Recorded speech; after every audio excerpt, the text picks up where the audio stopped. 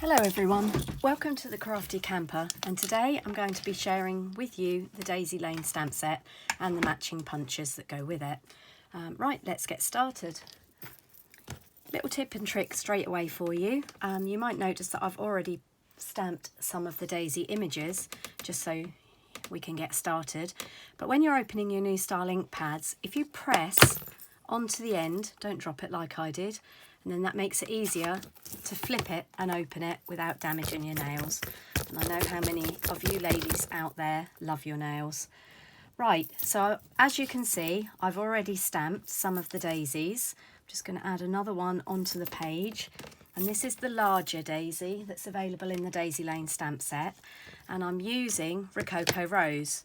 Now, one or two of you may have noticed that when you stamp with Rococo Rose, it doesn't come out the same colour when you stamp with it as it does on the ink pad. And that's because it's darker when it's wet. When I first used this colour, I thought maybe the ink pad had been spoiled or had been re-inked with the wrong colour. And this is one of the pads that there are some issues with at the moment with Stampin' Up, which they're working hard to resolve. But you will see later on in the video that the ink does dry a much paler shade than it appears at first. So I'm just going to set those aside to dry. These are the larger daisies, and you will notice that I've already stamped some of the smaller daisies, and these are stamped in Purple Posy. Now this is a perfect project for using up your scraps of paper. If you're like me, you have odds and bits and pieces of white cardstock where you might have cut something else out of and can't bear to part with them. These daisy stamps are really good for using up the odd little bits and pieces that you have. Now you can see on here that I've stamped this in two different colours. This daisy here is stamped with Purple Posy, and this daisy here is stamped in Highland Heather. And you can see you get a much different effect depending on the colour of the ink that you use. Okay, so we're going to go ahead and punch some of these out. Now, the daisy punch is not too difficult to line up because it's fairly uniform in its shape. Once you've got it in your punch, another little tip is to just squeeze it lightly, and you can make sure it's where you want it before you actually give a final press to punch it out. And then you should get a good line.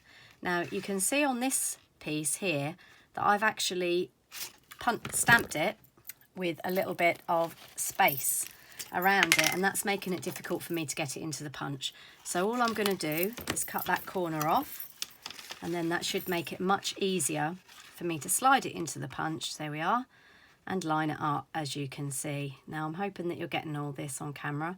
This is my first ever video, and to say I'm a little bit nervous would be an understatement. And again, we're going to have the same problem here, so we're just going to trim off that piece of random cardstock that we don't need, and then we are going to pop it back into the punch, line it up, make sure we get all those petals in there nicely.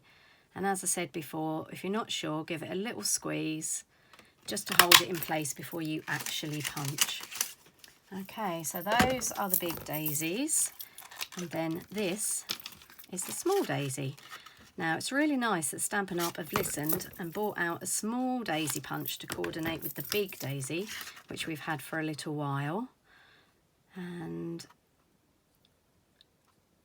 there we are.